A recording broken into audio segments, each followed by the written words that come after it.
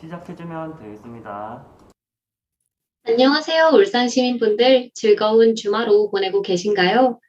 울산광역시 교육청 주최와 울산광역시 교육청, 울산청소년과학탐구연구회 주관으로 울산 과학기술 제전 행사가 시작된 지도 벌써 15회째입니다.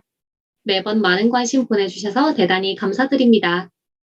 아쉽게도 코로나로 인하여 이번 행사는 비대면 줌으로 진행이 되지만 여러분들과 함께 대면 못지않은 재미난 행사로 진행해 보겠습니다. 행사 시작 전 우리 울산 시민분들과 세 가지를 약속하고 행사 시작하겠습니다. 첫 번째, 비대면 행사지만 잠시나마 모두 얼굴을 마주하고 재미나면 함께 웃고 고민할 때 함께 고민하는 여러분들을 만나고 싶습니다. 그러므로 모두 카메라 켜주시길 부탁드립니다.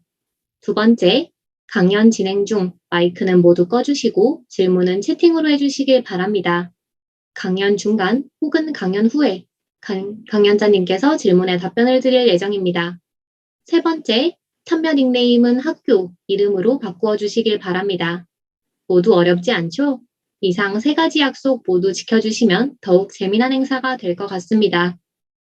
또 이번 강연에 참여해 주시는 분들께는 특별한 선물이 있다고 합니다.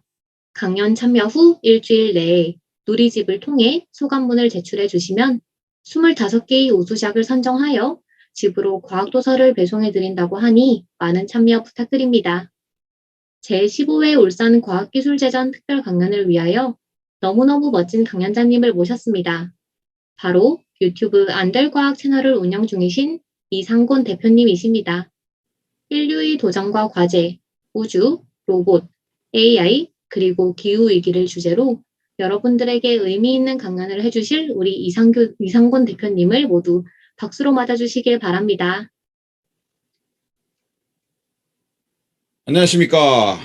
네, 이렇게 또 비대면으로 강연을 하게 돼가지고 좀 아쉽습니다만 그래도 여러분을 위해 좀 최대한 재미난 자료들 위주로 제가 많이 가져왔어요. 그래서 오늘 강연 1시간 반, 또 길면 또 긴 시간이거든요. 그 시간 동안 굉장히 방대한 내용, 지금 인류의 어떤 최신 과학 내용들을 제가 한번 다 정리했다고 보시면 될 것 같습니다. 그래서 인류가 지금 어떤 걸 도전하고 있고 어떤 과제들이 있는지, 그리고 지금 최신 과학 기술들은 어디를 향해 가고 있는지를 좀 말씀을 드릴 것 같고, 뭐 우주, 로봇, 인공지능, 뭐 기후위기 모든 면에서요. 그리고 아무래도 이 영역들에서 여러분이 참여할 수 있는 미래들도 함께 찾아보는 또 재미가 있을 것 같아요. 굉장히 빠르게 발전하고 있고 앞으로도 굉장히 유망한 분야이기 때문에 여러분들이 이 주제를 한번 잘 들으시고 나도 한번 이런 걸 할 수 있겠구나, 이런 생각을 한번 해볼 수 있지 않을까 생각이 됩니다. 자, 그러면은 강연 자료를 한번 같이 보도록 하겠습니다. 네. 자, 잘 보이고 들리시죠? 네. 네, 안동규님 안녕하세요. 네. 잘 보이고 들리시죠? 네. 진행을 해볼까요? 자, 2018년에 이런 영화가 있었죠. 이 영화를 아십니까, 여러분? 레디 플레이어 원이라는 영화였는데, 그때 메타버스 세상을 좀 그린 영화였죠. 2018년도 이때. 3년 전이었는데, 이때만 해도 이 영화를 보고 많은 사람들이, 와, 진짜 먼 미래에는 저런 게 있을 수 있을까? 와, 참 대단하다. 이런 이야기들을 많이 했었어요. 근데 지금, 물론 이제 코로나가 이 시간을 굉장히 앞당겼는데, 요즘 가장 핫한 키워드 중에 하나가 뭡니까? 과학기술 분야에. 바로 메타버스죠. 네, 메타버스. 굉장히 핫한 분야입니다. 지금 화면에 약간 뭐 문제가 있는 것 같죠? 네, 잠시. 네. 뭐 이런 게 또 비대면 강연의 또 어려운 점인데, 과학기술로서 좀 이런 것들을 극복하기 위해 많이 노력하고 있다, 이렇게 보시면 될 것 같아요. 자, 아무튼 뭐 계속 쭉 이어서 한번 이야기를 할까요? 오디오로 이렇게 들어도 재밌습니다. 네, 오디오로. 지금 안 그래도 그 메타버스 세계가 이렇게 이제 보이네요. 핫해지면서 무려 페이스북이라는 큰 기업은 회사 이름을 메타라고 바꾸기도 했죠. 바꾸기도 했죠. 그래서 어, 영, 잠시만요. 선생님 음성을 꺼주셔야 될 것 같은데. 민재식 선생님 음성을 꺼주셔야 될 것 같은데요. 자, 아무튼 자, 영상을 보도록 하겠습니다. 자, 이게 일부 좀 CG를 가미했다고 하는데요. AR, 이거는 실제입니다. 실제로 여러분들도 이런 것들 많이 경험해 보셨죠? 굉장히 진짜 게임을 하는 것 같이, 진짜 눈앞에 있는 것 같이 생생하게 좀 움직이곤 합니다. 그래서 이런 것들이 굉장히 많이 늘어나고 있어요. 예. 뭐 단순히 엔터테인 그 재미뿐만 아니라 친구와 함께 만난다든지 뭐 심지어 어디 여행 갔을 때 뭐 산의 고도 이런 걸 파악한다던가 예를 들면 뭐 여러 정보들을 다 볼 수 이러면 해양 생물에 대한 어떤 그 경이로운 장면들 이런 걸 볼 수도 있고 정말 우리가 어떻게 보면은 평소에 하기 힘든 것들 뭐 아니면 이렇게 뭐 주식이라던가 혹은 이렇게 게임이라던가 이런 다양한 그 어떤 활동들을 이제 뭐 AR 혹은 메타버스 이런 상에서 할 수 있게 됐습니다. 사실 어떻게 보면 되게 미래에 벌어질 줄 알았는데 굉장히 우리 앞에 다가왔다. 그러니까 이게 불과 3년 전에 우리가 저거 정말 미래야 했던 그 어떤 레디 플레이어 원의 영화가 실제로 이렇게 됐다는 거죠. 사실 우리가 이 일상을 살다가 놓치기도 하지만 따지고 보면 되게 이렇게 빨리빨리 변하는 영역들이 많습니다. 하나하나 다 따지다 보면. 저 같은 경우도 뭐 옛날에 학교 다닐 때 쓰던 그 핸드폰이 여러분과 쓰던 핸드폰 지금 스마트폰과는 매우 다르거든요. 뭐 인터넷 이런 거 잘 안 됩니다. 막 벨소리도 뭐 16화음이라고 있어요. 16, 이리리 비리리 이런 음들 나오고 굉장히 많이 달라졌다는 거죠. 각 모든 분야에 걸쳐서 이런 발전이 빠르게 일어나고 있습니다. 그래서 저는 오늘 여러분들께 어떤 변화들이 실제로 일어났고 그리고 가까운 미래에는 어떤 걸 우리가 누릴 수 있는지를 좀 이야기를 한번 해볼까요? 여러분들이 누릴 미래거든요. 네, 가까운 미래. 자, 지금 뭐 저는 서울에 있습니다. 근데 대부분 울산, 뭐 부산 이쪽 가려면은 지금 뭐 KTX로 한 2시간 40분 정도 걸리나요? 그 정도 걸리는 걸로 알고 있는데 이거를 2시간 40분 굉장히 짧아졌죠. 옛날에는 막 차 타고 10시간 가고 막 막힐 때 명절에 그랬는데 이제는 이것마저 2시간 40분마저도 너무 길다고 느낀 나머지 이걸 엄청 단축시키는 그런 기술들이 등장을 했습니다. 인류의 어떤 이동에 대한 열망을 해결하고 싶은 그 의지인데 이 바로 하이퍼루프라는 기술입니다. 여기를 이렇게 보다 보면 길죠. 미국 캘리포니아에서 라스베가스까지 연결하는 그 라인을 이렇게 만든다고 합니다. 굉장히 비행기보다 빠릅니다. 비행기보다. 이렇게 진공 상태로 만들어가지고 이 챔버 안을 그래서 어떻게 보면은 저항이나 뭐 마찰 없이 최소한으로 이렇게 간다고 볼 수 있죠. 실제로 이게 타는 거예요. 네. 이 기술이 사실 10년 안에 상용화가 된다고 보고 있어요. 많은 전문가들이. 물론 어떻게 될지 모르겠지만 10년 안에 상용화가 된다. 어느 정도로 빠르냐? 1300km/h 정도로 보고 있습니다. 그래서 우리나라 지금 서울에서 울산까지 약 20분이 안 걸리는 20분 정도 소요될 거로 예상하고 있어요. 굉장히 가깝죠? 20분. 출퇴근해도 되고 비싸겠죠. 이렇게 띄워가지고 전자기를 이용해서 살짝 띄우면 저항값이 매우 줄어들지 않겠습니까? 그래서 진공 상태의 저기서 전자기를 이용해가지고 이동을 시키는 거죠. 이런 것들이 지금 10년 정도 후에 개발될 거라고 보고 있습니다. 어떻게 될지 정말 우리나라는 더 잘 연결이 되겠죠. 안 그래도 다른 나라에 비해서는 면적이 좀 좁은 편이기 때문에 그럴 것 같습니다. 자, 이렇게 인류가 지구 위에서 이동하는 것뿐만 아니라 최근에 우리나라가 이 우주 개발 7대 강국이 되지 않았습니까? 세계 7번째입니다. 발사를 하면서 7대 강국이 됐는데 뭐 나로부터 누리호까지 해가지고 이 기술들을 가지고 어떤 기술들이 발전할지 여러분이 바라볼 미래는 어떤 게 있을지를 좀 이야기를 한번 해볼까 해요. 우주 기술 측면에서.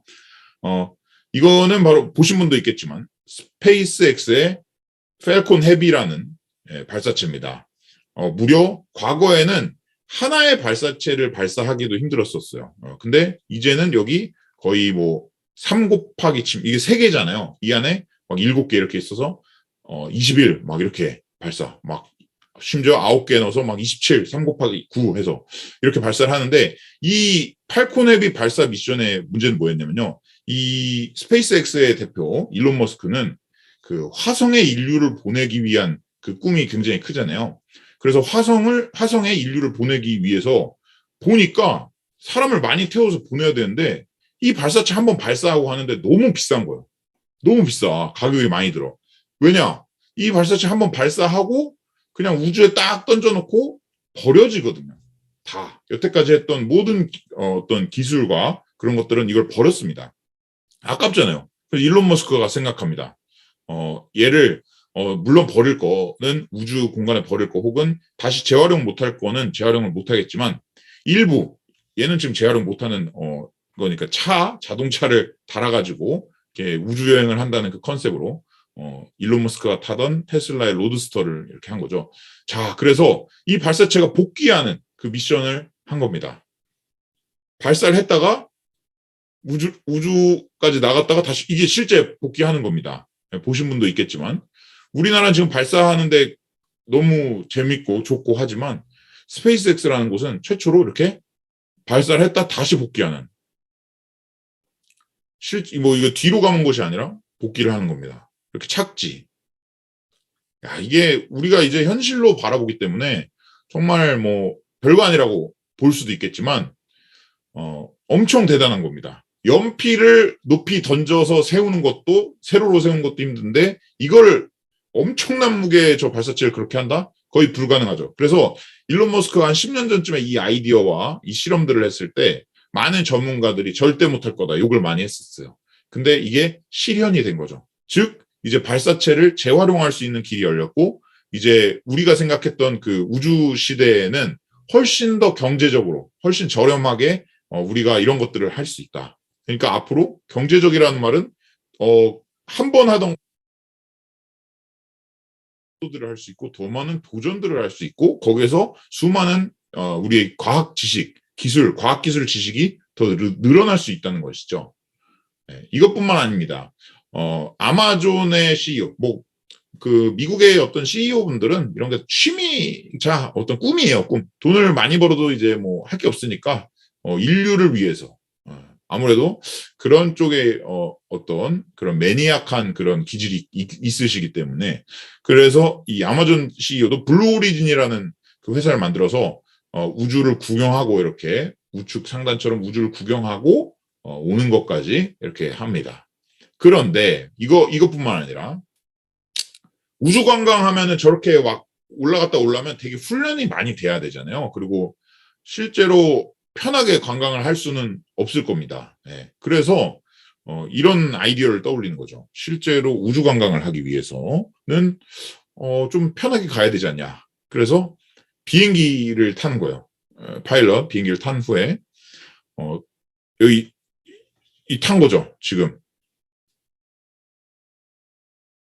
가운데 게 떨어지다가 발사를 하는 겁니다. 공중에서 훨씬 공중에서 아무래도 공기의 밀도가 낮기 때문에 훨씬 에너지를 덜 써도 되죠. 네, 그리고 물론 이제 훈련을 받아야 하지만 완전 그 바닥에서부터 나가는 그 추진력에 그걸 얻을 필요 없이 적은 추진력이 있기 때문에 그 타고 있는 탑승자들도 좀 더 편하게 이걸 탈 수가 있습니다. 그래서 이렇게 비행기를 타다가 나가는 거예요. 네, 우주로. 물론 이게 정확히 말하면은 우주는 아닙니다. Welcome to Space라고 하는데 정확히 말하면 완전한 우주는 아닙니다.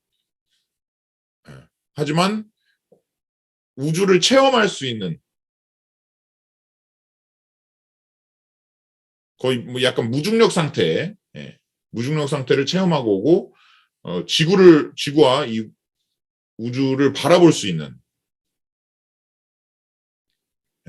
복귀를 하는 거죠. 굉장히 시간 짧습니다. 몇 분 안 돼요. 몇 분 안 되지만 그래도 편하게 정말 비행기 타듯이 갔다 올 수 있다라는 면에서 이게 떨어집니다. 이제 쭉 떨어지죠. 갔다 올 수 있다는 면에서 정말로 우주 관광 시대가 온 거죠. 물론 짧지만 그리고 떨어지다가 다시 이렇게 비행기처럼 됩니다. 편하게 훨씬 편하죠. 우리가 막 아까 블루 오리진이나 이런 거 내려올 때는 막 낙하산 타고 어떤 캡슐에 타고 내려와서 바닥에 엄청난 충격을 물론 이제 그거를 완충하겠지만 이거는 그냥 이렇게 비행기를 타고 오면 된다. 이런 시대가 왔습니다. 여러분의 시대는 이제 우주 관광 시대입니다. 여기 얼마나 더 연구될 게 많고 인간의 욕구가 얼마나 더 많겠습니까? 예. 더 긴 시간을 여행하고 싶고 더 안전하고 더 즐겁게 시간을 여행하고 싶겠죠. 사람들은. 여기에 이제 수많은 부자들이 줄을 섰다고 해요. 예. 참 재밌죠. 자, 이제 우주 시대는 이렇게 엄청나게 발전을 하고 있습니다. 그래서 우리가 뭐 직접 할 수는 없잖아요. 또 저도 저기 탈 정도 힘들 것 같아요. 힘들 것 같아가지고 막 몇백억 있고 막 이래야 되더라고요. 하지만 많이 가고 있다. 그런 의미에서 저는 저분들의 그 체험을 그냥 바라보는 것만으로도 좀 만족을 하면서 하지만 우리 로봇 이 변화는 정말 우리 근처에서 지금 당장 벌어지고 있는 일입니다. 과거에 영화로만 봤던 것들, 이 수많은 영화들, 오래된 영화부터 최근 영화까지 로봇은 정말 많이들 등장하죠. 요즘까지. 그런 로봇들이 어느 정도 실현이 됐냐. 이런 로봇이 있습니다. 보스턴 다이나믹스라는 기업인데, 얼마 전에 현대차 그룹, 우리나라 현대차 그룹이 여길 인수했죠. 예. 실제로 이족 보행을 하는 인간의 형태로 실제 인간만 합니다. 이게 엄청 어려운 일이에요. 저 수많은 모터와 그리고 저 균형을 잡는다는 것은 과거엔 상상도 못했던 일입니다. 근데 이제 이게 가능한 시기가 왔다. 진짜 모습 보면 진짜 인간 같지 않습니까? 자, 돌기까지. 샤, 마무리. 네, 진짜 인간 같은 모습. 이 세계, 우리 인간이 사는 이 세계는 인간이 디자인했기 때문에, 정말 큰 로봇은 잘 살 수가 없어요. 예를 들면 아파트에 뭐 불이 났다. 아파트 구출을 해야 되는데, 계단을 올라가거나, 혹은 문을 따거나, 이래야 되잖아요. 그래서 인간의 형태를 기반으로 디자인이 돼 있기 때문에, 인간 형태의 로봇이 되게 유용하게 쓰일 겁니다. 그 외에도 산업 현장에 쓰이는 로봇 이런 것도 있어요. 로봇 개. 얘도 보스턴 다이나믹스의 개인데 문을 못 열죠. 네. 그래서 친구를 부릅니다. 친구 안녕. 문을 열죠. 네. 손으로. 이걸 다 제어해가지고 이 문 또 열면 닫히는 문 있잖아요. 계속 힘주고 있어야 되는 그 어려운 문이에요. 그렇게 해서 친구가 가는 이런 것들이 이제 현실로 다가왔다. 예. 여러분도 느끼실 거예요. 저도 얼마 전에 샤브샤브 집에 샤브샤브를 먹으러 갔는데 이제 그 샤브샤브 집에서 샤브샤브를 로봇이 이렇게 서빙 로봇이 있더라고요. 되게 흔해졌습니다. 생각보다 여기저기서 보여요. 그런 시대에 왔다는 거죠, 우리가. 예. 자, 그다음 이런 로봇도 있습니다. 재미교포 과학자가 칼텍의 정순조 교수님이 개발한 로봇인데 사뿐사뿐 걷죠. 귀엽게. 보드도 탑니다. 이 균형까지. 과거에는 인간 같은 균형을 좀 재현하는 수준이었다면 여러분 이렇게 보드 타기 쉽지 않습니다. 전 못 타요. 예. 이제는 인간 이상의 어떤 균형 감각까지 갖게 됐다. 예. 외줄도 탑니다. 여러분 이거 할 수 있습니까? 예. 못하죠, 우리는. 이렇게 외줄도 타고, 예. 균형을 잡아주는데, 물론 지금 이 로봇은 좀 작은 편이에요. 근데 이 비밀이 여기에 나옵니다. 이렇게 할 수 있는 이유. 나를 수 있어요. 옆에 이렇게 드론 모듈이 있어서, 그렇기 때문에, 이 밸런스를 이렇게 밀어도 호버링이라 하죠. 이렇게 중성을 유지할 수 있게 되는 거죠. 예. 이렇게 호버링이라고 하죠. 자, 이런 로봇까지 나왔다. 또 어떤 로봇이냐? 이 거미예요, 이건 거미. 그냥 일반 거미가 이렇게 구르고 다닌다고도 합니다. 우리가 인간 모습을 한 로봇, 그럼 강아지의 모습을 한 로봇. 예. 그다음 날아다니는 로봇뿐만 아니라 이렇게 동물 생체 모방형 로봇 이런 애들은 어떤 데 쓸 수 있을까요? 네, 어떤 데 쓸 수 있을까요? 이렇게 구르기에 쓸 수 있을까요? 네, 구르기에 쓸 수 있을까요? 이런 것까지 가능하다. 네, 굴러서 끝까지 갑니다. 지구는 둥그니까. 네. 자, 캥거루 이렇게 캥거루 모형 이런 로봇들이 좀 더 발전되면 어떻게 되겠습니까? 어떤 네, 생태를 관찰하거나 혹은 어떤 활동들을 할 때 이 다른 생태에 영향을 많이 안 미치면서 이렇게 활동을 할 수도 있겠죠. 네. 이렇게 물 안에서 움직이는 로봇. 얘는 이제 소프트 로봇인데 물 안에서 물 안에서 움직이려면 어떻게 해야 되겠습니까?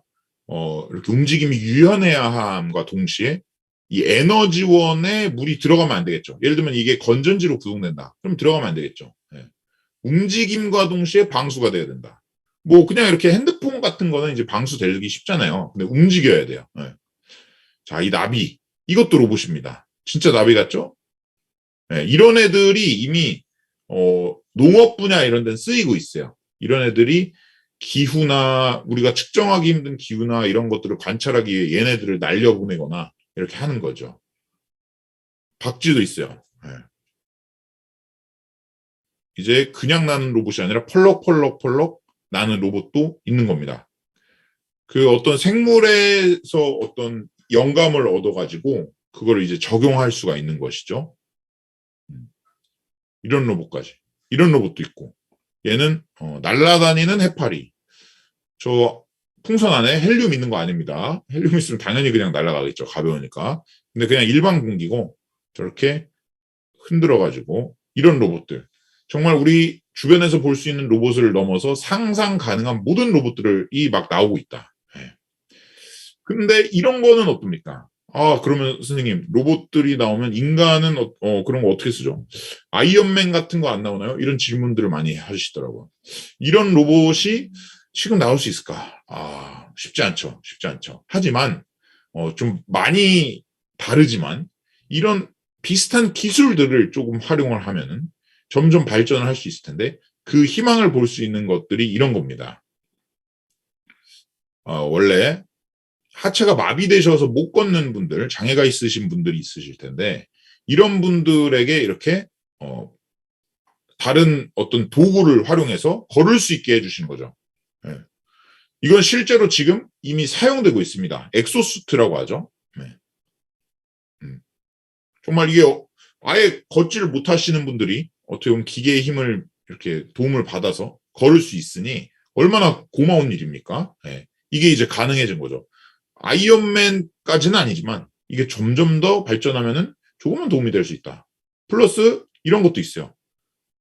절대 우리의 힘으로 못 들 것들이 있지 않습니까? 이런 어떤 작업들을 할 때, 인간의 힘으로는 힘든 것들을 이렇게 어떤 엑소수트를 장착함으로써 할 수 있게 하는 것들이 있죠. 네. 이런 것들도 이미 많이 활용이 되고 있는 영역들이 있다. 이게 어떻게 보면, 아이언맨에 비할 바는 못되지만 그 어떤 그림을 좀 보여주는 것이 아닌가라는 생각을 합니다. 네, 막 이렇게 들어요. 이런 것들을. 네. 물론 좀 사람이 너무 주변에 뭘 많이 입었죠. 좀 거추장스럽게. 하지만 과거에는 못했던 것들을 이제 할 수 있다라는 면에서 의미가 있다고 보면 될 것 같고요. 아이언맨의 그 나는 모습을 못 따라하는 걸 좀 아쉬워하는 분들이 많아요. 아이언맨 그래도 날지 않습니까, 선생님? 네. 그래서 이런 것들은 연구가 안 되고 있습니까? 되고 있습니다. 자, 이 등유, 기름이죠. 기름을 기반으로 해서 이 제트 엔진 출력을 해가지고 날아다닌 거예요. 이런 조난자를 구하러 갔을 때 헬기를 띄우고 이러면 얼마나 또 복잡하고 시간도 오래 걸리고 막 착륙할 지점도 찾아야 되고 이렇지 않습니까? 근데 이렇게 사람 한 명이 빨리 가서 이제 대처를 하는 거죠. 그리고 그와 동시에 대처를 함과 동시에 이제 조난을 이렇게 하는 겁니다. 가서 괜찮습니까? 네. 얘기를 해보는 거죠. 90초만 나왔다고 합니다. 네. 근데 문제는 저거를 이렇게 도움을 주고 혼자가 다시 돌아와야 된다는 거예요. 위치를 파악하고 이제 다른 데 또 알려야겠죠. 다시 3명을 데리고는 올 수는 없습니다. 그게 조금 뭐 아쉽긴 한데 나중에는 되겠죠. 예. 물 위도 이렇게 떠다닐 수 있습니다. 예, 물 위도. 저 밑에 이렇게 물 일어나는 거 보이시죠? 이렇게 날아다닐 수 있다. 훈련된. 예. 그리고 이런 데 쓰인다고 합니다. 군사작전. 한 명이 뭐 폭탄을 해체해야 되는데 이렇게 전체로 못 가. 한 명이 몰래 가야 돼. 그래서 이렇게 군사작전에 가는 겁니다. 그래비티 인더스트리라 해가지고 그 기업이 이렇게 하는 건데 이건 영국 해병대인데 같이 콜라보를 해가지고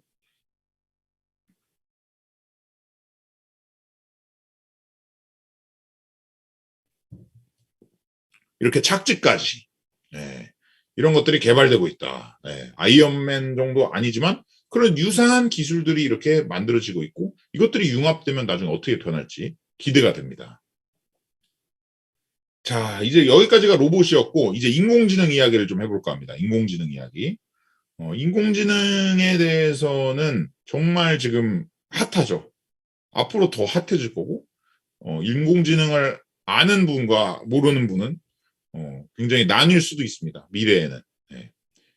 1997년도에 이런 일이 있었어요. IBM의 딥블루라는 인공지능이 인간 체스를 가장 잘 두는 사람을 이긴 적이 있어요. 그때 사람들이 많이 충격을 먹었었죠. 체스 팬들도.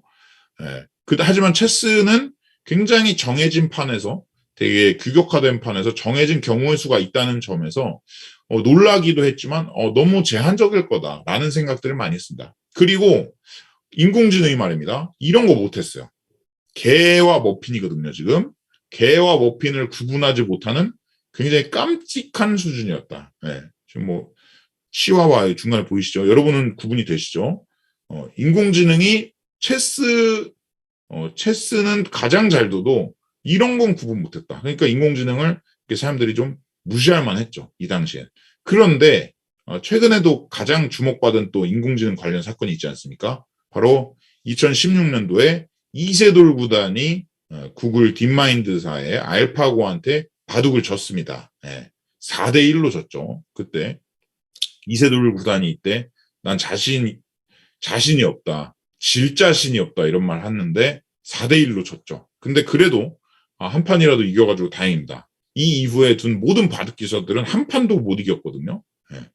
이 인공지능 기술, 이 알파고가 등장한 게 2016년도입니다. 바둑은 체스보다 훨씬 경우의 수가 많죠. 그래서 바둑은 절대로 이기지 못할 거라고 생각했는데 그렇게 됐습니다. 어떻게 이겼냐? 2016년도에 알파고 구단이란다. 알파고가 이세돌 구단은 4대1로 이겼죠. 그 이후에 알파고 마스터, 알파고 제로가 나왔는데요. 2016년에 나왔던 알파고 리, 이세돌 구단을 이긴 알파고를 알파고 리라 하거든요. 근데 2017년도에 나온 알파고 제로가 이 알파고 리, 이세돌 구단을 이긴 알파고 리를 100대 0으로 이깁니다. 어마어마하죠. 1년 7개월 만에 나오는데 걔가 이전 인공지능을 100대 0으로 이겼습니다. 그러니까 이 인공지능의 발전 속도가 어마어마하다는 거죠. 인간은 절대로 이길 수가 없다. 근데 이 알파고 리 같은 경우는 어떤 특성이 있었냐면은 인간의 기보를 기반으로 학습을 했어요. 한마디로 인간이 듣던 바둑에 대한 그 기록들을 모두 인공지능한테 정보를 주면 인공지능이 쫙 계산을 해가지고 어떤 게 최적의 수인지를 도출했다는 거죠. 그러니까 데이터의 시작이 인간이었다. 근데 알파고 제로 같은 경우는 어떤 거였다? 강화학습이라 해가지고 자기 스스로 한마디로 알파고 제로 둘이 바둑을 계속 두는 거예요. 그래서 우리가 잘 때도 계속 두는 거야, 무한으로. 그 다음에 최적의 수를 찾아내는 거예요. 그러니까 어떻게 됩니까? 인간이 전혀 생각지 못했던 수를 많이 두게 되는 거죠. 근데 나중에 보니까 결과적으로 이겨. 이게 어마어마한 겁니다. 알파고 제로 같은 경우. 아무런 데이터가 있지 않아도 이게 가능해졌다. 심지어 거기에 필요한 하드웨어 수는 매우 줄었다. 그래서 이 인공지능 이제 셀프 플레이로 스스로 학습을 하기 때문에 어떻게 보면은 데이터가 필요 없는 인간이 뭔가를 안 줘도 자기가 뭘 할 수 있는 굉장히 무서운 얘기죠. 스스로 그냥 막 해서 무언가를 버릴 수 있는 상태가 된 겁니다. 자, 물론 뭐 한계도 많습니다. 그 알파고가 이제 바둑판을 이제 완전히 정복했잖아요. 그 다음에 이제 게임판으로 옵니다. 스타크래프트 게임판에 와서 알파 스타입니다. 얘는 와서 스타크래프트의 어떤 프로게이머들과 경쟁을 하는데 심지어 뭐 마우스 속도라던가 화면 전환 속도 이런 거를 제한을 해요.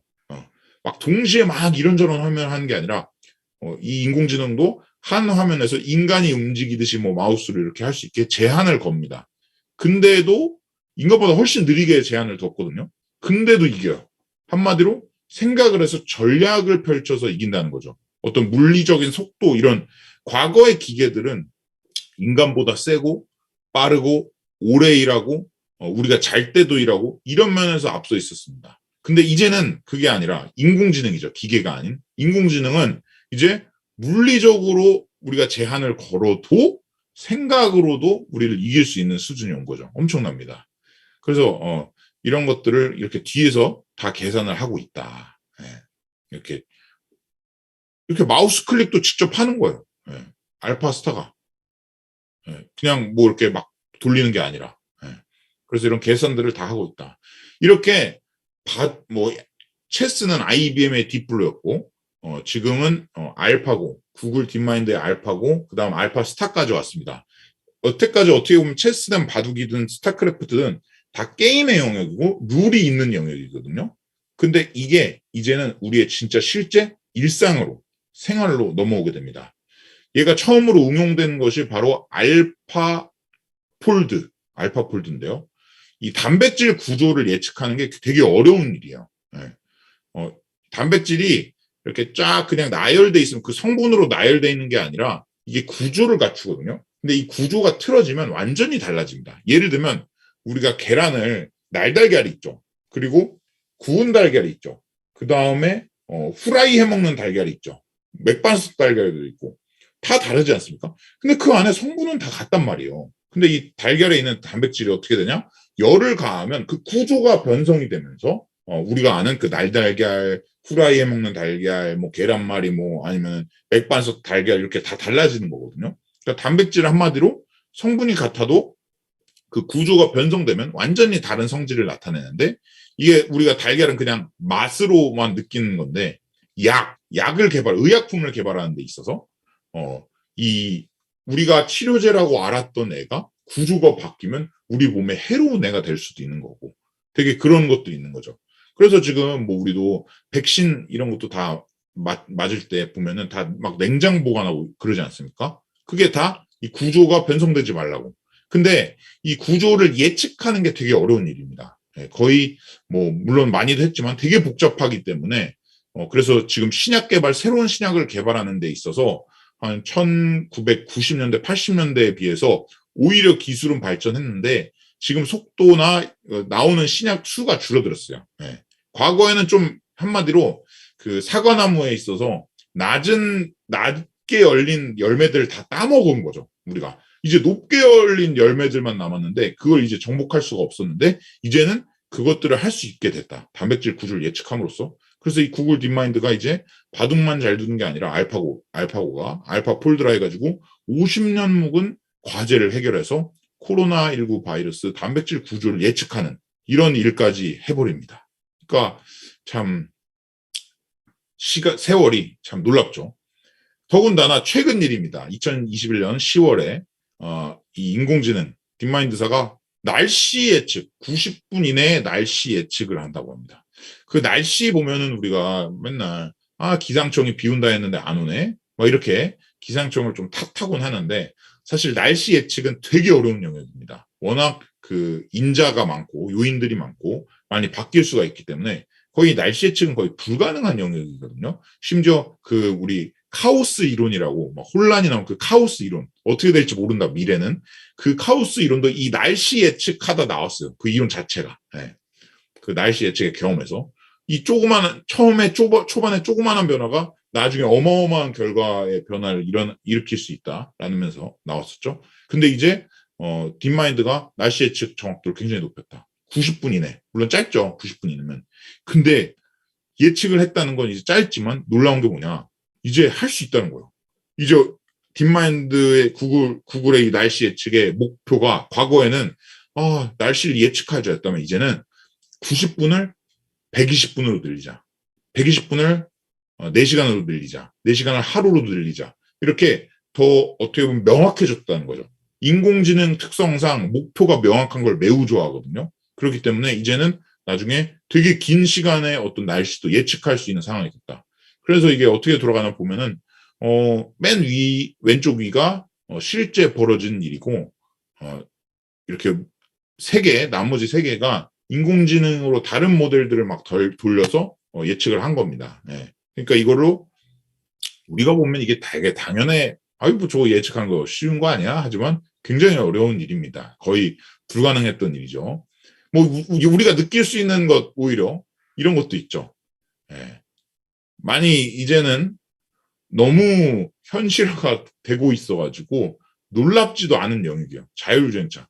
근데 옛날만 해도 자율주행 그거 안 된다. 어떻게 되냐 그게.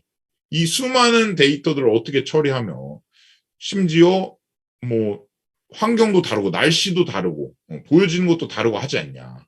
네, 그런 것들이 있었는데 이제 이게 거의 가능해지게 됐어요. 심지어 뭐 테슬라 같은 경우는 라이다 센서라고 해가지고 그 센서가 좀 없이도 이걸 구현하겠다고 하니 우리가 과거에 상상했던 수준보다 오히려 지금 더 많이 왔다. 그리고 뭐 우리나라 현대차도 그렇고 해외에 따른 뭐 GM이나 이런 것들 다 각자의 각기 다른 인공지능 기술을 보유하고 있죠. 자율주행 기술을. 그래서 이것들 여러분이 성인이 됐을 때는 거의 무조건 이걸 누릴 수 있는 상황이다. 다만 기술은 발전하는데 윤리적으로 법적으로 어떻게 정의할지는 다르겠지만 아마 누릴 수밖에 없을 겁니다. 인류가 어떤 기술을 획득하고 그걸 사용하지 않은 적은 단 한 번도 없거든요. 우리는 핵무기를 개발하고 핵까지 사용하지 않았습니까? 이거 사용하지 않는다. 말이 안 돼요. 인류는 가진 기술을 무조건 사용합니다. 그래서 여러분들은 이런 기술을 사용할 확률이 매우 높다. 그래서 여러분이 맞이할 미래에 이거를 항상 이렇게 되면 어떻게 되지? 이런 걸 다 고민해야 돼요.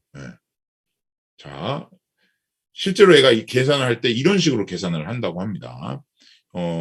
실시간으로 엄청난 데이터를 처리하고 바로 인식하고 연산해서 제어를 하고 해야 되잖아요. 그런 것들을 다 한다는 거죠. 스탑 사인도 이렇게 인지하고 수많은 그 데이터들을 받아들이고 바로 판단을 하는 겁니다. 어마어마하죠. 이게 과거에는 왜 불가능했냐? 반도체 기술도 안 따라줬고 뭐 배터리 기술도 안 따라줬고 그리고 인공지능에 대한 이해도와 그 기술들, 알고리즘들도 안 따라줬던 거죠. 근데 이제는 하드웨어, 소프트웨어 다 발전하면서 따라주는 겁니다. 앞으로 더 발전하면 발전하지 이게 이렇게 되는 기술은 아니니까요. 이거에 대한 욕구가 얼마나 많습니까? 저도 운전하다 보면 운전하기 싫어질 때가 참 많은데 계속 발전할 겁니다. 그래서 인공지능 기술은 이미 우리 삶에 녹아 들어왔다. 말씀드리고 싶고요. 그런데 이 인공지능 기술 되게 무섭게 생각하는 분들도 많죠. 우리 인간을 어떻게 해칠 거다. 자기들끼리 막 이렇게 인공지능끼리 막 샬라샬라 해가지고 그래서 인간 중에 또 이걸 무서워하는 분들이 우리 인간만으로는 이걸 할 수 없다는 걸 인지하고 어떻게 컴퓨터의 기능, 컴퓨팅 기능, 기계적 기능을 활용해서 인간과 그 기계적 기능을 합쳐가지고 인공지능에 대항해야 되지 않냐라는 아이디어로 뉴럴링크라는 기술을 개발하죠. 이 뉴럴링크가 뭐냐? 한마디로 이 뇌와 컴퓨터를 바로 연결해버린 겁니다. 뇌와 컴퓨터를. 지금 우리가 생각을 해볼까요? 제가 컴퓨터를 할 때 어떻게 합니까? 뇌로 생각을 해요. 마우스를 눌러야지.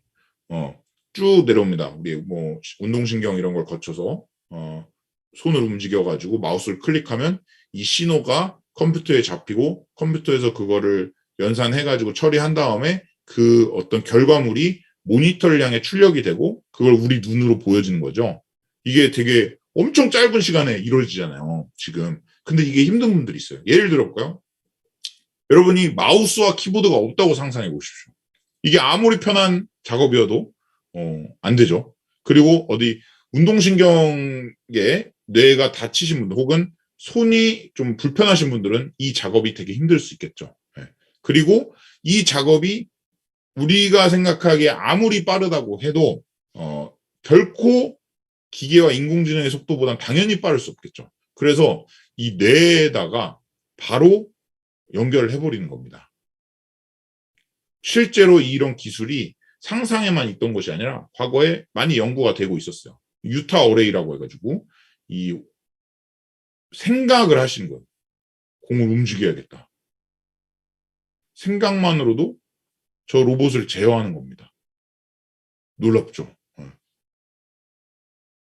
옛날에는 무슨 로봇을 제어하려면 어떤 버튼을 누르거나 이렇게 했어야 되는데 네, 생각을 한 겁니다.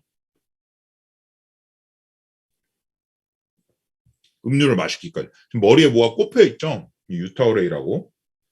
그래서 이게 브레인 컴퓨터 인터페이스라고 해서 BCI 기술이라고 합니다. 지금 이분은 아무리 장애가 있으시기 때문에 이 기술이 정말 소중하죠. 더 발전하면 자기가 하고 싶은 것들 로봇팔 같은 걸 이용해서 할 수가 있으니까. 네. 이런 것도 있습니다. 이 유타오레인 여기에 수술을 해서 꼽아야 되거든요. 그게 힘든 경우 저렇게 모자를 쓰면 저렇게 제어를 할 수 있다. 한마디로 이 뇌에 직접적으로 이 비침습적이라고 하거든요. 직접적으로 안 닿아도 저렇게 할 수 있는 기술도 개발이 되고 있다.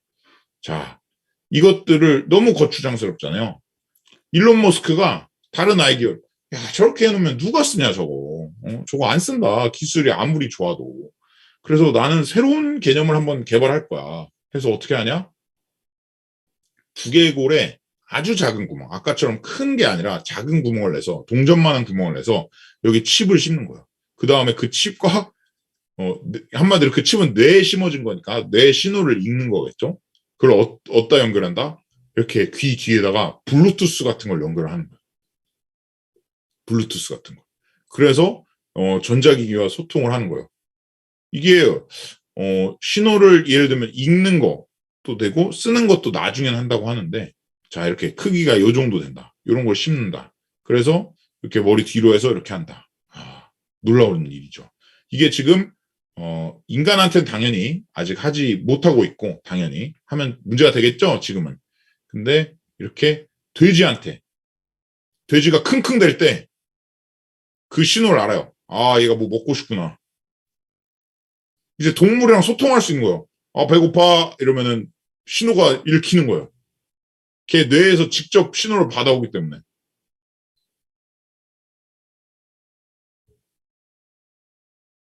아, 배고파. 이러면 신호가 오는 거죠.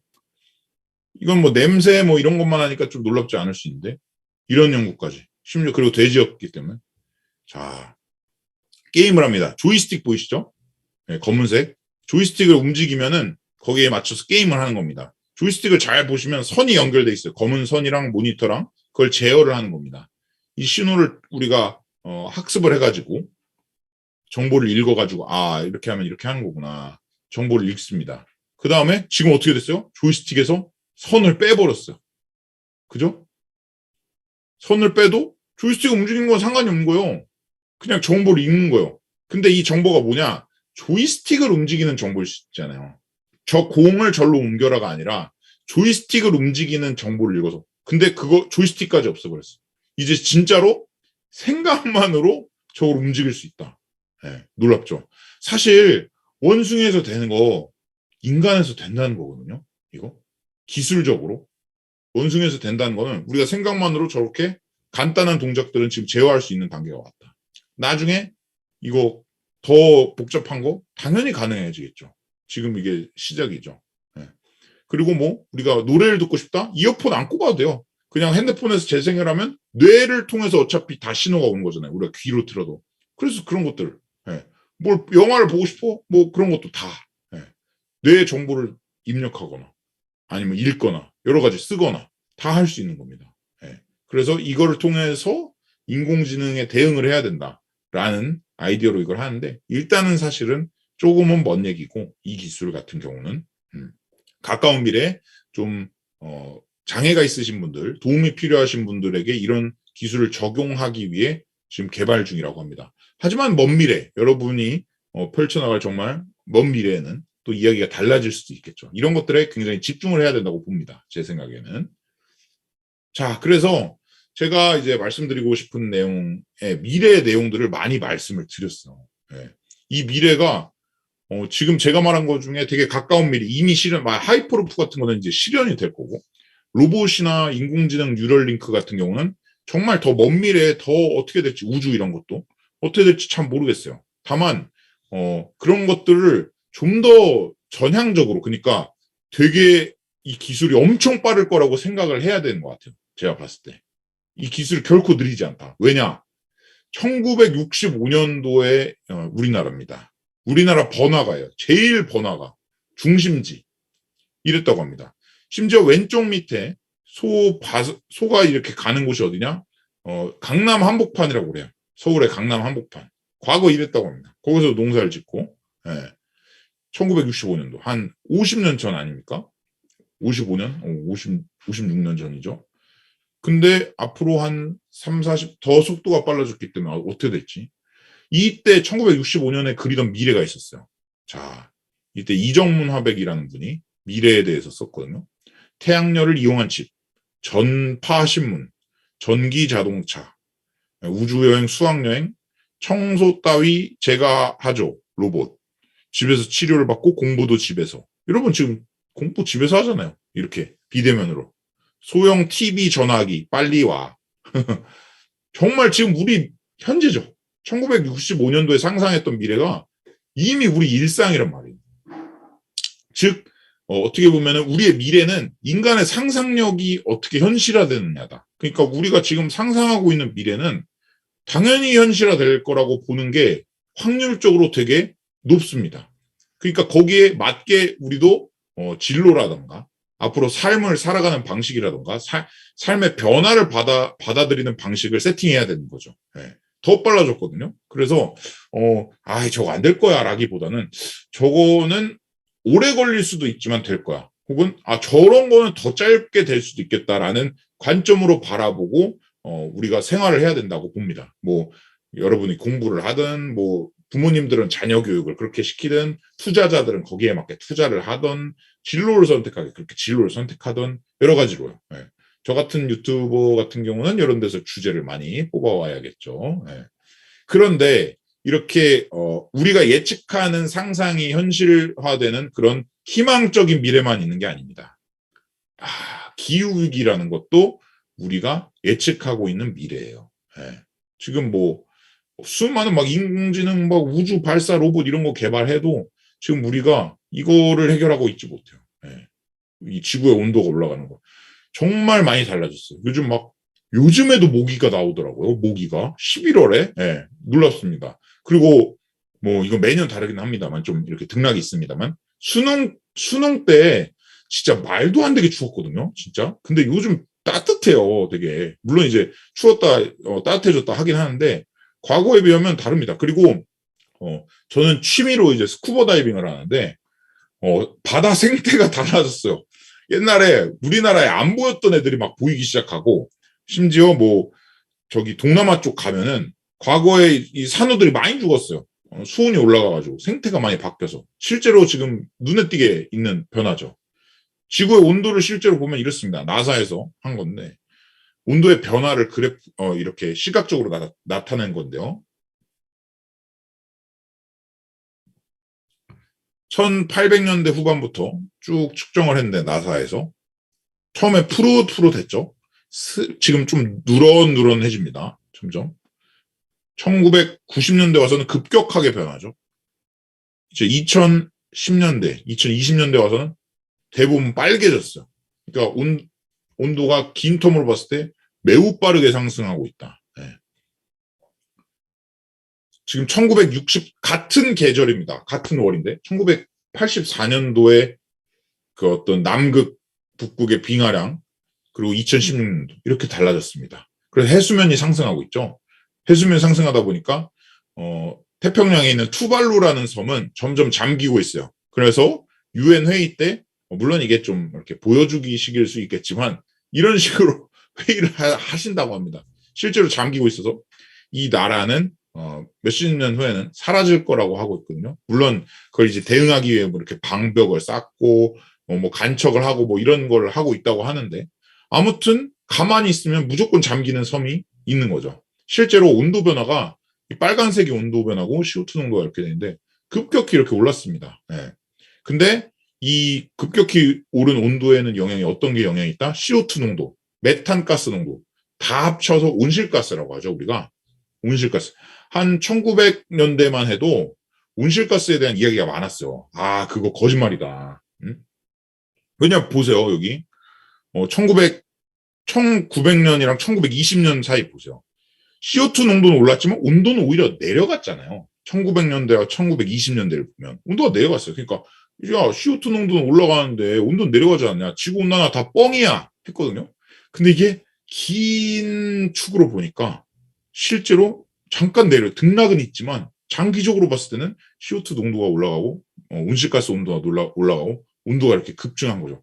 그러니까 우리가 꿈꾸는 미래, 우리가 예측하는, 우리가 상상하는 미래가 아까 하이퍼루프나 뭐 인공지능 여기 장밋빛도 있었지만 이 기후변화 같은 곳은 어두운 영역인 거예요. 근데 어두운 영역에 어떤 게 가장 어두운 영역을 굉장히 집중해야 됩니다.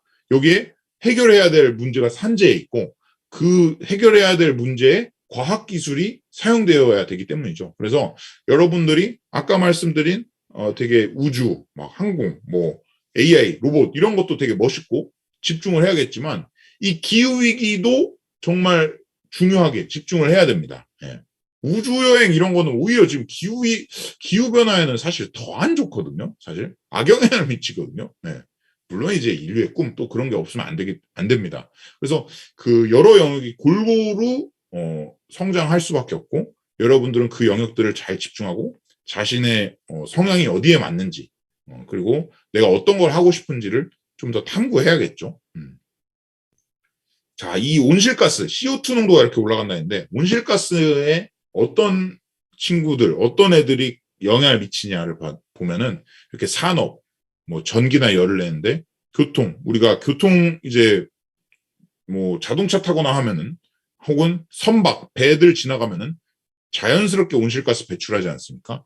농업 산림, 이렇게 많이 여러 영역에 걸쳐서 전 분야에 걸쳐서 지금 친환경적 사고를 해야 되고 그런 과학기술들이 개발되고 있다. 그래서 여러분에게 여기에선 어떤 기술들이 나왔으며 미래엔 어떻게 될지를 좀 짧게 말씀을 드릴까요?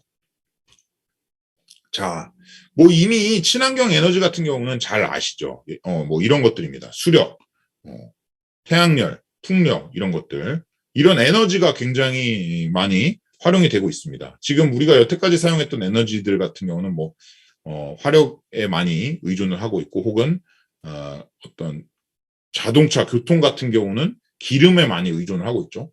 예, 이런 것들에 의존하다가 이제 친환경 에너지로 왔다는 거는 여러분도 잘 아실 겁니다. 이 영역은 계속 중요할 겁니다. 하지만 이런 에너지원에도 한계가 있거든요. 예를 들면 다 각자의 한계가 다 있습니다. 태양열 같은 경우, 태양열, 태양광 모두 해가 지면 안 돼요.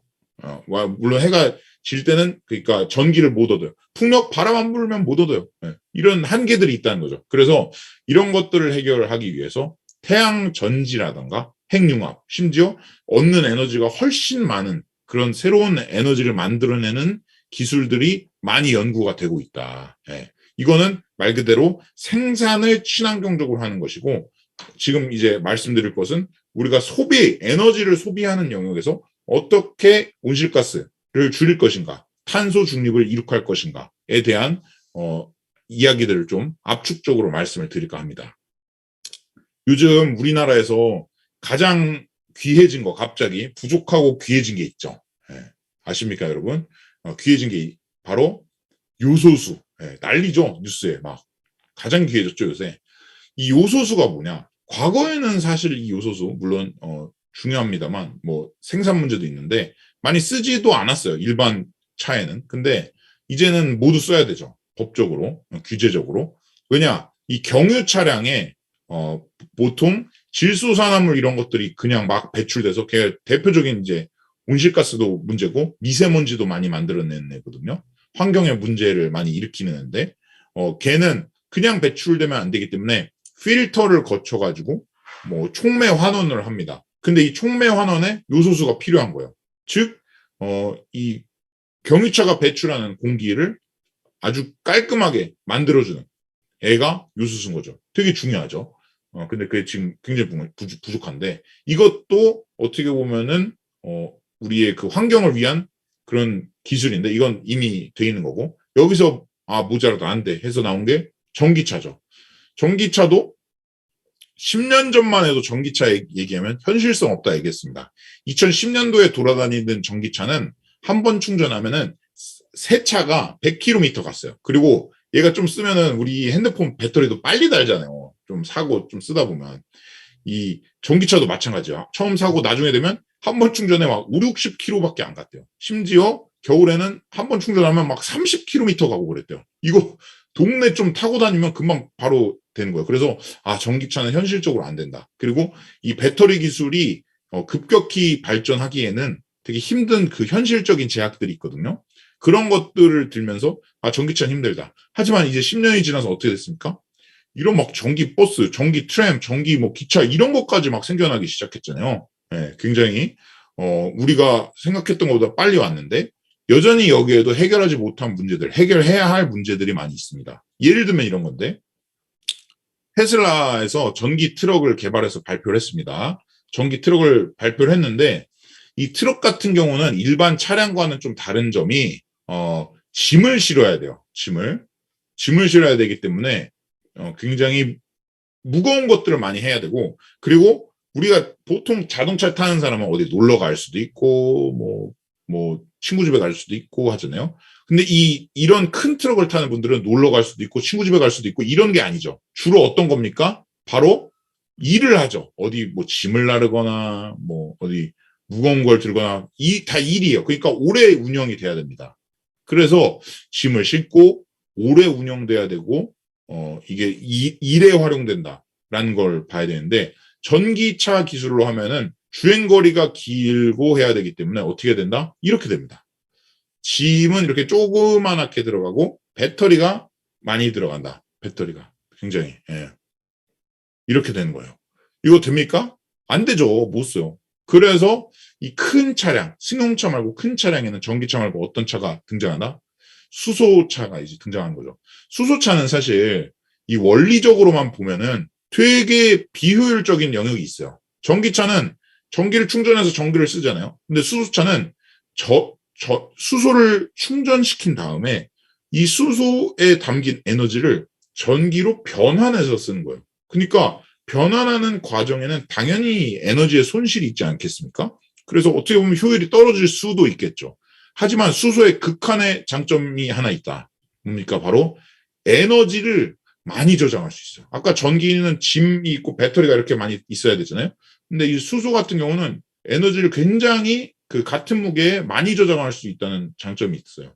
그래서 여기 보시면 가장 왼쪽이 리튬이온, 한마디로 지금 전기 배터리입니다. 가장 오른쪽이 뭐다? 원자력, 플루토늄. 엄청 조그마한 거에 엄청난 에너지를 저장할 수 있죠. 근데 이걸 쓸 수는 없잖아요. 우리가 원자력을, 플루토늄을 쓸 수는 없잖아요. 그래서 그 다음 이제 센 것들을 여러 가지를 봤을 때 뭐다? 휘발유도 굉장히 리튬이온 배터리에 비하면 굉장히 세다. 근데 수소 같은 경우 이렇게 비에너지, 이렇게 무게 대비 에너지를 많이 저장할 수 있다. 엄청나죠. 그래서 실제로 수소 에너지를 이렇게 활용한 차량들이 많이 개발이 되고 있습니다. 우리나라가 되게 앞서가고 있는 영역이죠. 하지만 수소 에너지에는 또 좀 문제가 있는 점이 있는 게 이런 것들이 있어요.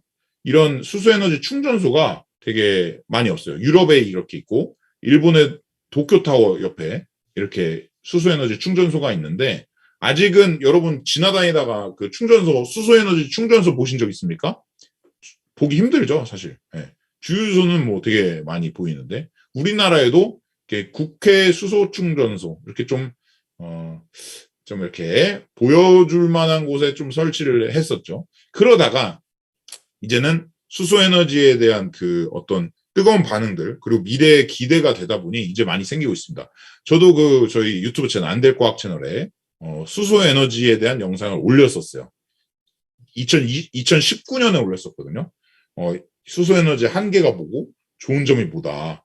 전기차가 물론 핫하겠지만 이렇게 큰 차량이나 뭐 탱크 이런 데에는 수소 에너지가 쓰일 확률이 굉장히 높다라고 얘기를 했는데 그 당시만 해도 진짜 댓글로 악플을 너무 많이 받았어. 예, 뭐, 야, 말이 되냐, 경유차가 간다. 2019년에였거든. 불과 2년 전에.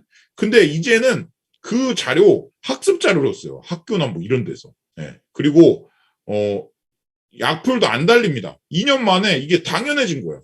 2년 전에는 뭐 말도 안 되는 소리를 하고 있어. 이랬는데, 그렇게 빨리 달라집니다. 그러다 보니 정부에서도 여기에 투자를 하죠. 2019년 1월 말만 해도 수소 충전소가 16개였어요. 16개. 셀 수 있었습니다. 예, 이렇게 지도로 보면 더 좀 확실한데 이렇게 텅 비었고 울산에도 많습니다. 역시 예, 울산. 예, 울산은 왜냐면은 또 그 수소 자원을 또 얻어보기가 되게 풍부하고 아무래도 울산에 이런 과학 기술들이 많이 발전하지 않았습니까? 예, 그래서 울산에 이렇게 테스트 베드가 많이 있었고 지금 보면은 2022년 내년이죠. 310개소로 늘어납니다. 그러니까 그 초입에 있다고 볼 수 있겠죠. 주유소가 12,000개고 LPG 충전소가 2,000개 정도니까 좀 시간이 지나다 보면은 기대할 만도 하다. 예. 물론 승용차 같은 경우는 전기차는 주유소보다 훨씬 많아져요. 아파트에 하나씩 있잖아요. 그 충전하는 데가 예, 그렇게 될 거기 때문에 예, 이제 하지만 수소도 무시할 수 없다. 그 시대가 온다. 심지어 일본 같은 경우는 수소 에너지를 집집마다 이렇게 가지고 있어요. 실제로. 네. 되게 많은 집에서 아까 제가 말씀드렸잖아요. 에너지를 저장해 놓기 되게 좋은 게 원자력 있고, 근데 원자력 안 되잖아요. 원자력을 집 앞에 저장해 놓을 수는 없잖아요. 수소 에너지가 되게 저장해 놓기가 좋다. 에너지가 많기 때문에. 그래서 실제로 일본에서 이렇게 저장해 놓는 이유가 왜겠습니까? 거기가 지진이나 이런 게 많잖아요. 그래서 전기가 끊기거나 가스가 끊기거나 이런 게 되게 많은 거예요. 그래서 어떻게 한다? 수소로 이렇게 가지고 있는 거예요. 에너지를. 집에. 뭐 지진 와도 뭐 전기 안 받아도 우리 집에서 자체적으로 이렇게 저장해 놓고 있는 걸로 막 한 달 살고 이렇게 할 수 있게끔 각자 이렇게 집에다가 보일러 한 대씩 놔드리는 게 아니라 수소 이렇게 저장고 한 대씩 놓는 거죠. 네. 마찬가지로 이 영국의 리즈시 같은 경우는 천연가스 배관을 이용해 가지고 수소를 공급해서 도시 전체의 난방을 이제 100% 수소 에너지로 전환하는 목표를 가지고 지금 이렇게 계획을 가지고 하고 있습니다. 네. 탄소 중립을 위함과 동시에 거기서 가장 에너지를 효율적으로 저장하고 운송할 수 있는 시스템이 뭔가 봤더니 수소였던 거죠. 네. 우리가 여러분 그 겨울에 전기세가 굉장히 많이 나와요. 그 에어컨이나 이런 거보다 히터 이런 게 전기를 엄청 많이 잡아먹거든요. 에너지가 많이 필요해 한마디로. 근데 거기에 적절한 게 전기보다는 수소가 더 적절하다고 보고 있는 것이죠. 일본이랑 영국만 일어나? 아닙니다. 네덜란드 같은 경우도 풍력을 이용해서 에너지를 만들어내고 그 에너지, 생산한 전기를 수소로 저장을 합니다. 예. 풍력 같은 경우 어떤 문제가 있냐면은 예를 들면 이렇게 합시다. 뭐 봄, 가을에는 우리가 뭐 에어컨이나 히터 안 쓰잖아요. 전기를 잘 안 써요. 근데 바람이 많이 불 수 있어요. 가을 같은 경우. 그렇잖아요. 되게 웃기죠. 공급은 전기를 많이 생산할 수 있는데 쓰는 전기가 적어. 그러면 저절로 이런 전기는 어떻게 됩니까? 버려요. 실제로 버려요. 생산된 전기를. 그리고 안 돌립니다. 바람 많이 불어도 막 제주도 같은데 뭐 울산, 제주도 가면은 풍력이 발전기 안 돌아가는 거 많이 보이잖아요. 그 왜냐? 초과된 거예요. 그래서 에너지를 버립니다. 너무 아깝잖아요. 저장할 시스템이 없는 거예요. 근데 이제 그걸 뭘로 하겠다? 수소로 하겠다. 네. 이게 바로 네덜란드의 하이스톡 프로젝트라고 합니다. 네. 중국도 마찬가지. 예. 상해를 중심으로 해서 수소 벨트를 만든다고 합니다. 네. 중국이 과학기술 영역에서 이제 빠지지 않기 때문에 지금 뭐 반도체며 우주며 인공지능이며 마찬가지로 에너지 분야에서도 상해를 중심으로 수소 벨트를 만든다고 합니다.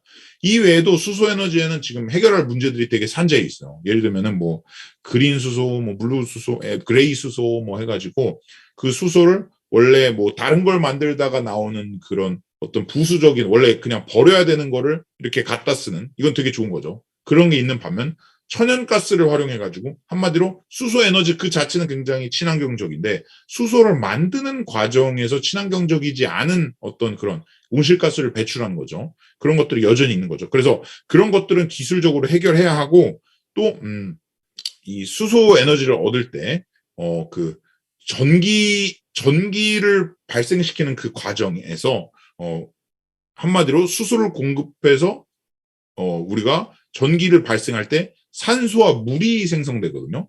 이걸 역으로 만들. 물과 산소를 이용해서 수소를 만들면 굉장히 만들어낼 수 있다면 굉장히 친환경적이지 않겠습니까? 근데 이게 어렵다는 거죠.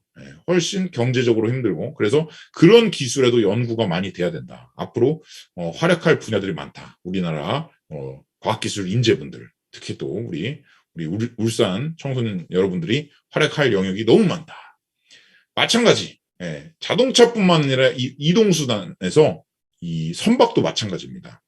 지금은 이제 그 배를 만들 때 있어서 IMO 2050 막 이렇게 해가지고 국제 협약이 있어요. 국제 협약이 뭐냐?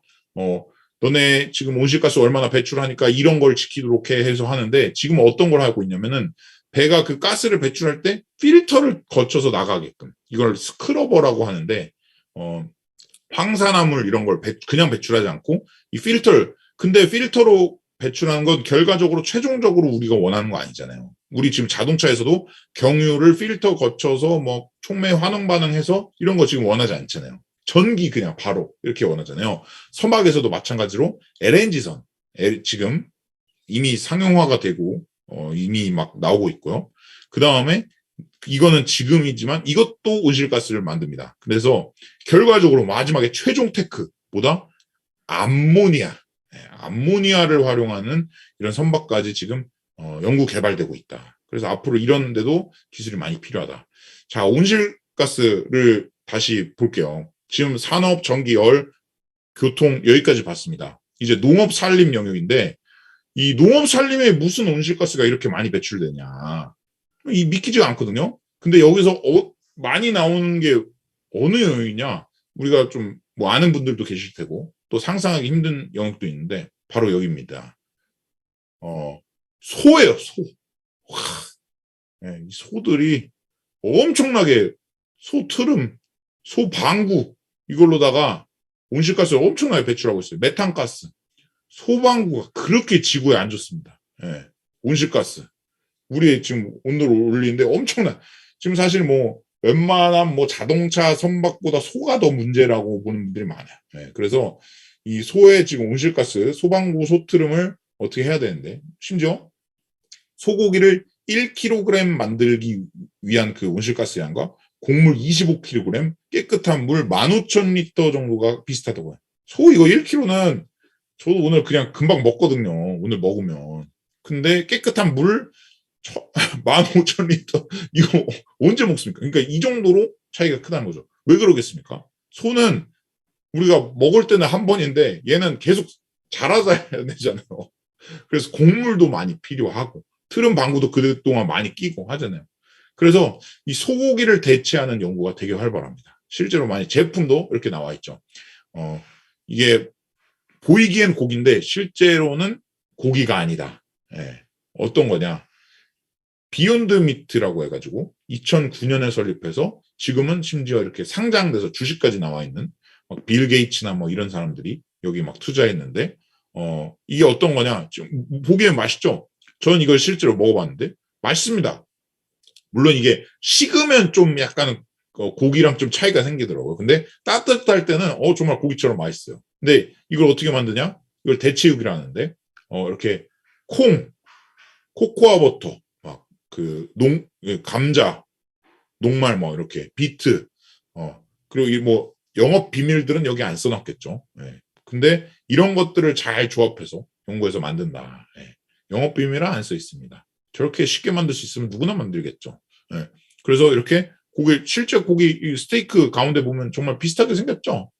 이런 거를 맛있습니다. 실제로 먹으면 맛있는데 아직까지는 딱 씹을 때 좀 고기는 이렇게 질긴 것도 있어야 되잖아요. 그게 좀 그러니까 약간 햄버거 고기 같은 건 되게 맛있어요. 근데 막 스테이크나 삼겹살처럼 그 질긴 그거를 아직은 재현하지 못하더라고요. 예. 자, 그리고 이런 또 다른 기술을 가진 회사의 내용인데, 그건 정말 과학적이라서 좀 이렇게 상세하게 내용을 가져왔습니다. 아까처럼 뭐 코코넛 버터, 뭐 감자, 옥수수, 뭐 콩 이런 걸 섞는 건 마찬가지인데, 그 고기의 그 특유의 그 감칠맛을 내는 게, 이 헤모글로빈, 여러분 그 배우겠죠 아마? 적혈구에서 그 혈액에서 산소를 운반할 때 그 적혈구 있지 않습니까? 적혈구가 그 역할을 하는데 이 안에 헤모글로빈 있잖아요. 그 안에 이 헤մ 분자가 있는데 이게 그렇게 고기의 맛을 내는데 되게 중요한 역할을 한다고 해요. 네. 그래서 시뻘건가? 아무튼 되게 그거 중요하다고요. 근데 우리가 고기를 만들려고 헌혈할 수는 없잖아요. 피 뽑아서 이걸 만들 수는 없잖아요. 그래서 이거를 이 헤մ 분자를 어떻게 만들까 하다가 이 힘이 함유된 레게모글로빈이라는 얘가 있더라고요. 이 단백질 이거를 만드는 유전자가 있어요. 이게 콩과 식물에서 발견이 된대요.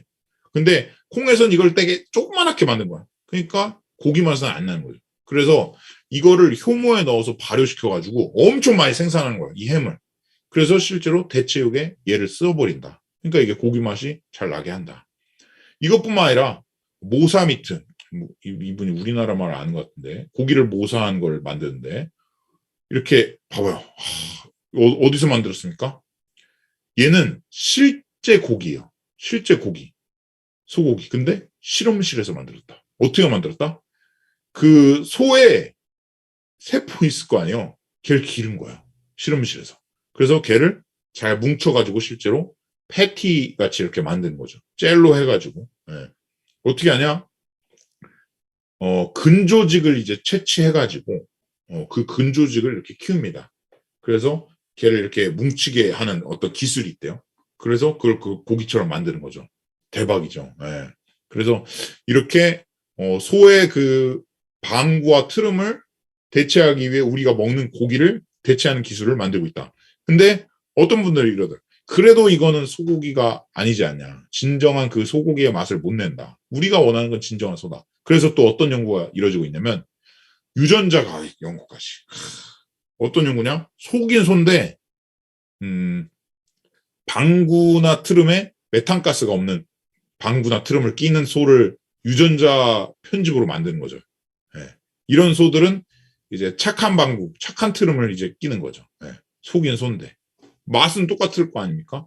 그래서 이런 것들을 한마디로, 필터가 달린 소라고 해야 되나? 이런 걸 유전공학으로 이제 만드는 연구도 활발히 이루어지고 있습니다. 이렇게 다양한 영역에서, 온실가스를 줄이는 연구들에 대해서 제가 한번 말씀을 드렸습니다. 근데 그래도 온실가스가 나올 수밖에 없고 이미 나온 온실가스를 우리가 어떻게 할 수 없잖아요. 그래서 나온 또 연구가 있어요. 이런 연구. 공기 중에 있는 이산화탄소를 빨아들이는 거예요. 근데 이게 말로는 되게 쉽지만 굉장히 어렵다고요. 네, 굉장히. 이 공기 중에 얼마나 많은 성분들이 있겠어요. 산소도 있겠고 질소도 있겠고 이산화탄소도 있겠고 뭐 엄청 많겠죠. 근데 거기서 이산화탄소만 골라서 저장해버리는 그 기술. 이거는 지금 아티스트의 디자인이에요. 실존하는 모습이 아니에요. 과거에 우리가 상상했던 어떤 상상도고 그래서 이게 실제로 나올까 했는데 나왔습니다.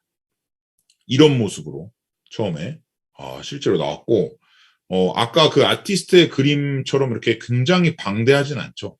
이게 돈도 많이 들고 되게 만드는 게 엄청 오래 걸리고 한답니다. 그리고 실제적으로 얘가 빨아들이는 온실가스 양이 물론 되게 유의미합니다만 우리가 지금 배출하는 거에 비해서는 터무니없이 작다. 네.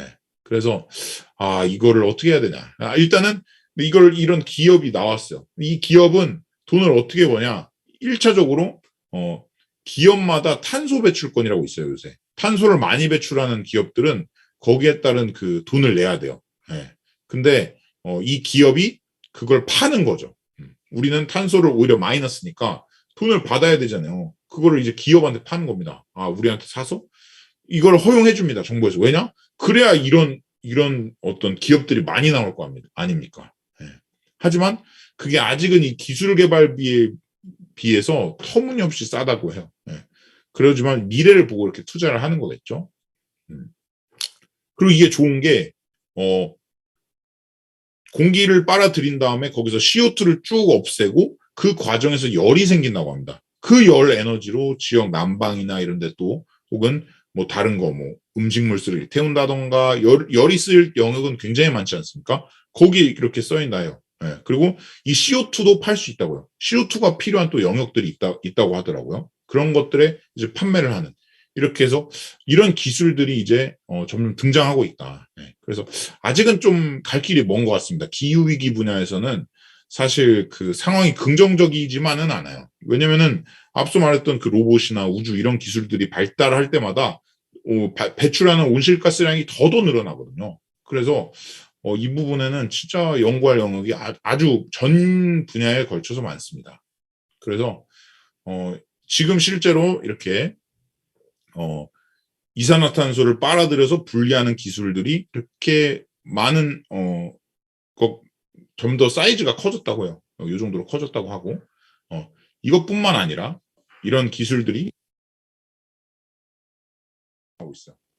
한마디로 태양열이 이렇게 들어오잖아요. 태양열이 들어오면 그 태양열을 반사해내는, 지금은 이렇게 들어와서 나갈 때 이게 갇혀 있어서 온실 효과가 나는 것도 있잖아요. 근데 그게 아니라 애초에 반사시키는. 근데 이거는 상상까지만 하고 생태계를 교란시킬 수가 있기 때문에 이렇게 햇빛을 막아버리는 거잖아요. 그래서 그냥 상상까지만 하고 하지 않았다. 그래서 이런 여러 가지 현실적인 기술, 심지어 상상에 있는 기술까지 좀 말씀을 드렸습니다. 오늘도 이제 강의 좀 막바지에 오고 있는데요. 로봇 기술, 뭐 이런 기술 되게 멋있지만 기후위기 기술 같은 경우는 많이 등장하고 있지만 아직까지 인류에게 되게 어려운 상황이에요. 근데 그런 점에서 저는 이런 이야기를 한번 하고 싶어요. 그 멜서스라고 인구학자가 있었는데 이분의 어떤 영향을 받아서 나중에 찰스 다윈이 진화론까지 이렇게 발전시키기도 하는데 이 멜서스의 인구론에서 이 사람은 어떤 예측을 하냐면은 우리가 만들어낼 수 있는 식량의 속도 대비 인구의 증가가 너무나도 빨라서 나중에 인구가 어느 정도 증가하면은 엄청나게 많은 사람이 죽을 수밖에 없다. 먹을 것이 모자라서. 그런 아이디어를 한창 얘기하고 다녔습니다. 수학적 계산에 의한 거였죠. 근데 이분의 어떤 그런 예상이 결과적으로 어떻게 됐냐? 매우 틀렸습니다. 왜 틀렸냐? 이분이 간과한 게 뭐냐? 바로 과학기술의 발전을 간과했어요. 과학기술이 엄청나게 발전하면서 우리가 식량을 생산하는 그 속도와 양이 엄청 늘어났거든요. 그걸 간과했던 겁니다. 이렇게 과학기술은 우리가 어떻게 보면 예측하지 못한 미래 결과를 가져올 수 있는 파급력을 가지고 있습니다. 마찬가지로 빌 게이츠도 이런 얘기를, 이거는 좀 논란이 있어요. 이 얘기를 자기는 안 했다고 하기도 하는데, 아무튼 누구나 640kB면 충분하다. 말도 안 되는 수치죠. 되게. 그것도 어떤 인류의 그 어떤 지식 최전선에 있는 최고의 부자이자 최전선에 있던 빌 게이츠가 이런 말을 했다는 거예요. 누구나 640kB면 충분하다. 사실 뭐 이건 논란이 있습니다. 자기는 절대 아니라고 하고. 근데 이게 지금 뭐 하드 이런 거 몇 테라 쓰잖아요. 그렇게 됐고, 이게 가능해진 이유는 컴퓨터의 가격이 엄청 싸졌어요. 과거에는 지금 우리 핸드폰보다 훨씬 안 좋은 컴퓨터를 지금 컴퓨터 10배다 더 주고 되는 가격을 주고 샀어야 됐어요. 가격이 엄청나게 다운된 거죠. 그게 어떻게 된 거다? 다 과학기술 덕분이다. 생명공학 분야에 이런 것도 있습니다. 2001년도에 사이언스지에 이런 게 나왔어요. 휴먼 게놈 프로젝트. 인간의 유전자 지도를 그리는 프로젝트였는데 이렇게 6분의 얼굴이 나옵니다. 이 6분이 어떤 의미를 가지고 있냐면 이분들이 인류를 대표해요. 남자, 여자, 아이부터 노인까지 흑인, 백인, 황인 다 이렇게 있어요. 인류를 대표하는 6명을 선발한 거예요. 왜 그랬냐? 이 인류의 유전자 지도를 읽고 지도를 그려야 되는데 너무 대표성을 띠는 1명, 2명만 하면 안 되고 다양한 그 지도를 그려서 그걸 비교해보고 어떻게 다른지를 봐야 했던 것이죠. 그래서 이 다양한 사람들의 어떤 정보를 얻기 위해 6명만 했어요. 그렇게 따지면 너무 많이 들었던 거죠. 이때 어느 정도가 들었냐? 한 사람 분석하는데 1,000억 정도가 들었다고 합니다. 그러니까 6명만 한 거야. 네, 1,000억. 근데 이게 어느 정도로 싸졌냐? 이 정도로 싸졌습니다. 대박이죠. 한 사람 유전자를 분석하는데 1,000억에서 지금 10만 원 수준으로 싸졌어요. 1,000억에서 10만 원. 막 할 수 있는 거 이제. 인류에서 6명 하던 거. 그래서 울산에서 어떤 프로젝트를 했었나? 제가 봐줬는데 울산 10,000명 개놈 프로젝트를 했어요. 인류에서 6명 하던 거를 이제는 울산 10,000명 개놈 프로젝트가 됐다. 네. 그러니까 엄청 싸졌기 때문에 이게 가능한 거겠죠. 여기에 어떤 발전이 있어서 그렇다? 과학기술적. 바이오 테크놀로지도 발전했지만 IT 기술도 같이 발전하면서 이게 융합이 되면서 여러 학문들이 이런 발전을 일으켜낸 겁니다. 그래서 여러분도 맨 처음부터 말했던 그 우주, 뭐 하이퍼루프, 로봇, 인공지능 이런 것부터 기후위기까지 많은 기술들을 오늘 전반적으로 제가 말씀을 드렸습니다. 근데 그 속도는 우리가 되게 어둡게 보는 영역에서도 결론적으로는 저는 과학기술의 어떤 힘으로 많은 문제들을 해결할 수 있다고 생각을 합니다. 실제로 그런 것들은 데이터로 되게 많이 물론 윤리적인 문제나 이런 것들은 우리 해봐야겠지만 실제로 이런 것들을 우리는 좀 지켜봐야 된다. 그래서 저는 여러분들이 지금 할 것들은 여러분들의 상상을 많이 하고 남의 상상을 비웃지 말고 그 상상에 대해서 내가 어떤 행동들을 할 수 있을지, 어떤 학습들을 할 수 있을지, 어떤 진로를 갈 수 있을지 탐색한다든지 이런 활동들이 많이 필요하다고 생각합니다. 그래서 아인슈타인도 이런 말을 했죠. 상상은 지식보다 더 중요하다. 저도 요즘에 여러 일을 하면 그런 느낌을 가장 느낍니다. 예. 저도 원래 신약을 개발하던 연구원이었거든요. 예. 학사, 박사, 그리고 회사 생활 다 약 쪽으로 일을 했었어요. 근데 지금은 이렇게 유튜브에서 콘텐츠 만들면서 초등학생들과 트래픽으로 경쟁을 하고 있습니다. 근데 그럴 때마다 느끼는 거는 제가 상상하지 못했던 직업을 지금 하고 있거든요. 이런 일도 일어나는구나. 그래서 이렇게 상상하지 못할 일도 일어나는데 내 상상이 안 될 건 없지 않나? 그래서 그런 상상들을 많이 더 하고 더 독려하고 더 응원하는 것 같아요. 그래서 여러분들도 좀 본인의 상상, 남의 상상 너무 그렇게 하지 말고 더 넓고 더 크게 바라보고 생각하면 될 것 같습니다. 그 중심엔 또 과학기술에 대한 또 열정과 애정이 있겠죠. 네. 제 강의를 여기까지 마치도록 하겠습니다. 네. 감사합니다. 소중한 강연 울산 시민분들에게 큰 도움이 되었으리라 생각합니다. 마지막으로 끝까지 열정적으로 참여해준 나 자신과 2021년 울산 과학기술제전 과학특별 강연을 멋지게 장식해주신 우리 이상곤 대표님께 모두 박수 부탁드립니다. 감사합니다. 앞서 공지드린 것처럼 누리집을 통해 소감문을 제출해 주시면 25개의 우수작 선정 후 과학도서를 집으로 발송해드릴 예정이오니 많은 참여 바랍니다. 비대면 행사가 아직 익숙하지 않아 행사 초반 여러분들께 원활한 영상 제공드리지 못한 점 죄송하다는 말씀 드리며 두 번째 날에는 보다 원활한 행사 진행을 위하여 노력하겠습니다. 그럼 다음 주 일요일에 있을 2021년 울산과학기술제전 특별강연의 두 번째 날에도 많은 참여 부탁드리며 이만 마무리 인사 올리도록 하겠습니다. 감사합니다. 감사합니다.